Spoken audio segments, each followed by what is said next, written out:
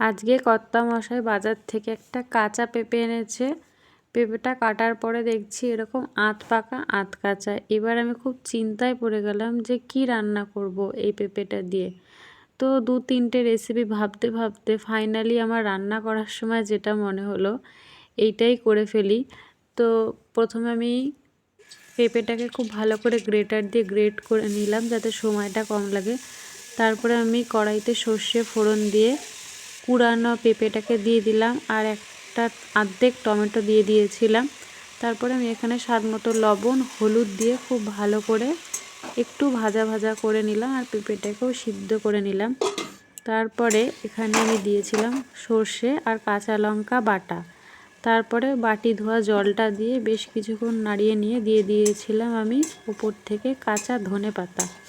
বেশ ধনেপাতাটাকেও একটু মিশিয়ে নিয়ে তারপরে নামিয়ে নিলাম। গরম ভাতের সাথে খেলাম, দারুণ লাগলো।